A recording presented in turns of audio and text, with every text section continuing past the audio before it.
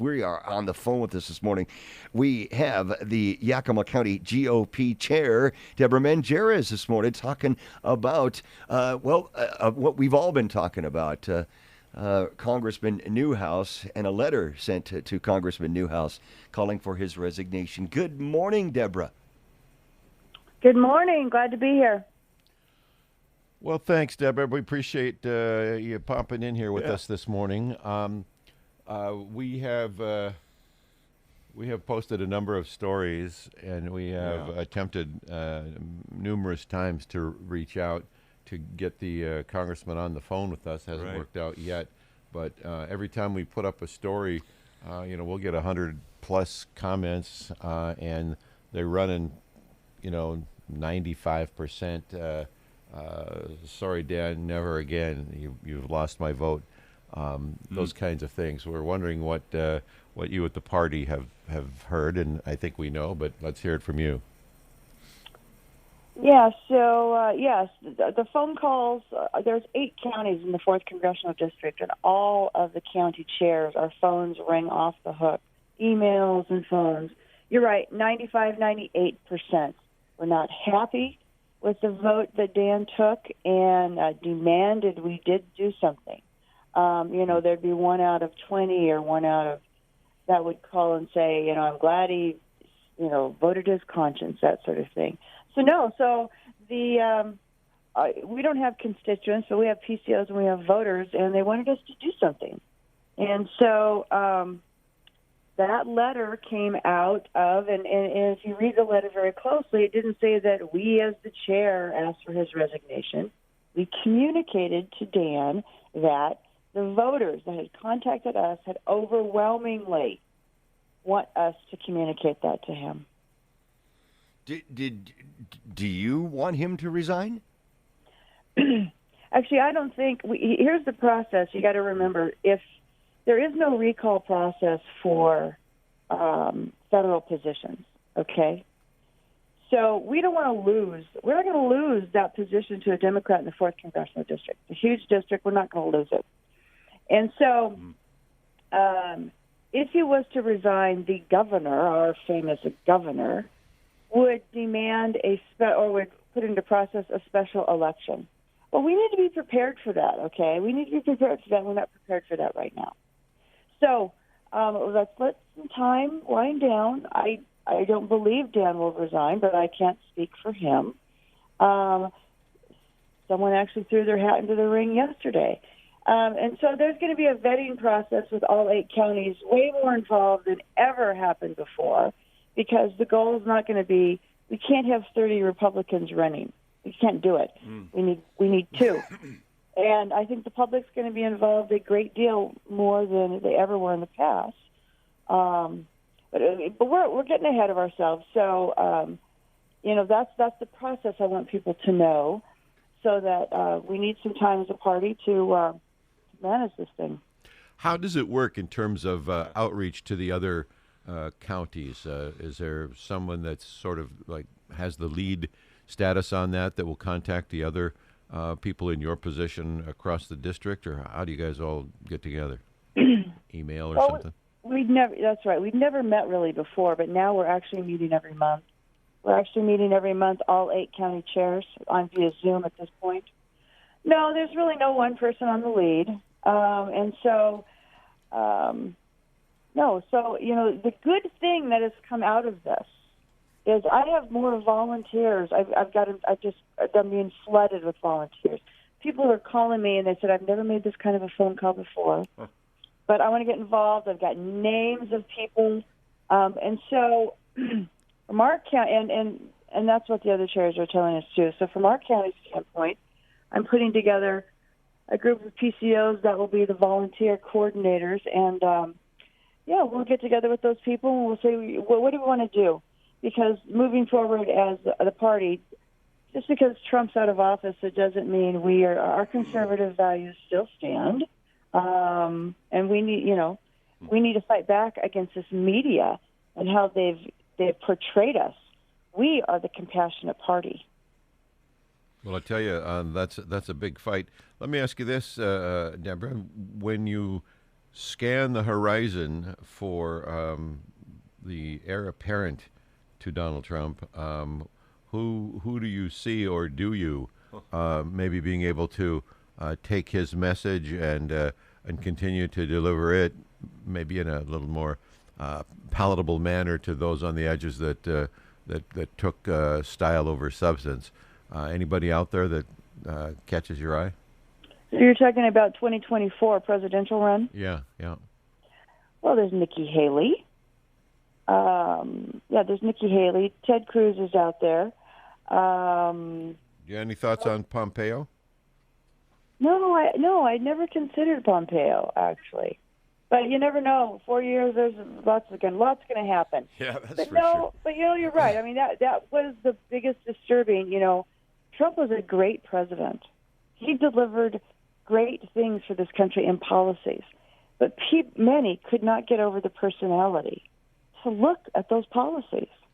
Yeah, sad. And I mean, and that's just the truth. You're right. Had he been able to deliver it a little differently, it would have been different. But the left tried to impeach him the moment he was inaugurated.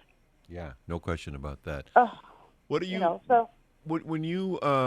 When you look back to the 6th and you see what happened, you're the responsible person, if you will, maybe that's not the right word, but the leadership of the Republican Party and the party of Trump.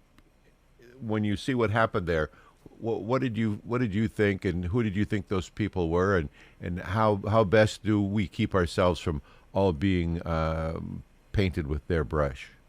Yeah, you're right. No, I condemned that violence immediately. The same as I condemned the violence all summer long. Violence from nobody is acceptable. Free speech, but no violence. No, I don't think those people were not Trump supporters and we're not true Republicans. We don't burn the flag. We don't do what they did. Okay? No, it should never have happened. But how do you get into the Capitol? I've been there. You don't just waltz in. So, there's some questions there.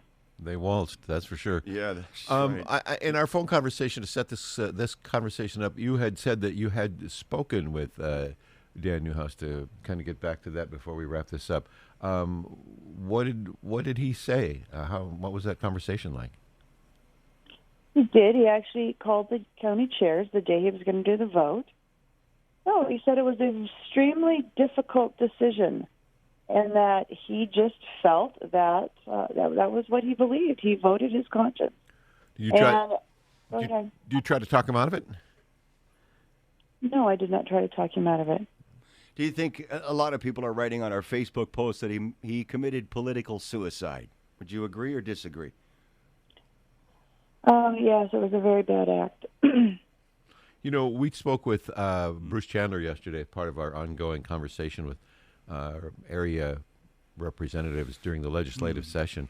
He's a lifelong friend of Dan's, and Dan had spoken to him, and he had said that he really respected Dan's heartfelt process. He says, I don't know that I would have reached the same conclusion, but he did respect him. He said that he had, this is how he presented. He said he had information that the rest of us don't. He seemed to indicate that part of what was driving Dan's decision was information that the rest of us don't have. And I thought, well, if that's true, and he's at all cares about his political future, maybe he doesn't, but if he did, he'd want that information to get out there. And did he have information that 200 other Republican Congress people had and viewed differently? Do you know anything about what may or may not have been the underlying driving force in his decision? No, I don't know particularly. But he has addressed the Yakima County Republican Women's Club. He addressed us in person on a Zoom. So, he's out there answering questions. He's not returning our calls. Yeah. Dan's a friend. He'll be a friend after this. He did great things for the 4th Congressional District. We can't. That's not going unnoticed. And in the letter, it says that. It's not going unnoticed. It's just that just as it's not representing us in what we wanted him to do in that particular vote. They represent us. I had a person call me from, it's not a ledge district in Washington State, from the west side, and tell me, once these people get elected, you are to support them no matter what, and that I was supposed to be censured and I was supposed to be removed. Now, I think after the windfall and the direction everything went, he's thinking differently. But no, that's incorrect. That's backwards. They are our representatives. Yeah. We send you to represent us, to vote for us. That was a very hard letter to sign, but that is what our phone calls were telling us again and again and again. Yep, I hear you. I like Dan. We've got a great picture of him in our studio with Lance and I, and I've always liked him. And I've used this line many times before, that the person that disagrees with you 20% of the time isn't a 20% traitor; he's an 80% supporter. And so I think Dan is taking some tremendous shots and hits that he doesn't have coming based on his overall track record.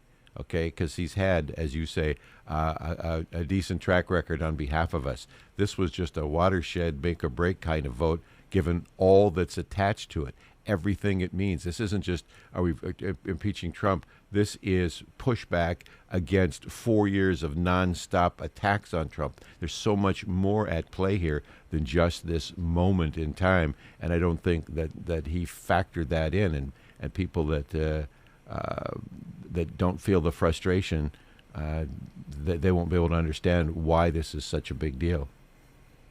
I agree. Debra, have you had a chance to talk to him, recently? I mean, just like yesterday by any chance? No. Okay. I've talked to his reps, but no, I haven't talked to him. Yeah. So there's a process. You're being flooded with volunteers. The Trump energy doesn't look to go away with this. It looks to continue and maybe even grow. You'll start to, I suppose, you guys don't have any say in who does decide to run. People can just pop up from Okanagan to, 4th District. Wherever in the 4th District they want to be. And then we deal with them on the merits as they step forward, right? Yeah, that's correct. I mean, that's correct. Anyone can run. The county, anyone can run. I mean, we're going to try to, the county chairs, we're working on something. We're working on a vetting process, that sort of thing. But no, anyone can run. There's no directing of any kind of party funds or anything like that through you folks, is there? No. Yeah. Wouldn't that be nice if there was?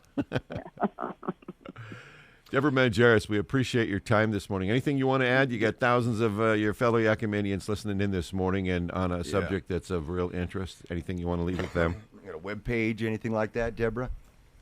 No, actually, we need to pay attention to what's going on in Washington State and Olympia. The Democrats over there are trying to shove down our throat. The capital gains tax, it's very easy for you to testify remotely now on any of those bills. Very easy. You click in, add your name. They put you in on Zoom so you can be right at your home testifying. I've testified once. I tried to testify twice, but they on another bill, they just have so many people signing up. They want to put critical race theory in our schools. They want to. It's just total control. It's just crazy. Yeah, it's like something has snapped in our country, and everything that was sort of talked about, debated, and pushed to the side or whatever is all coming at us now from every direction in the state and at the federal level. So it's going to feel overwhelming, and people are going to need to suck it up and stay in the game for sure. That's right. Stay involved.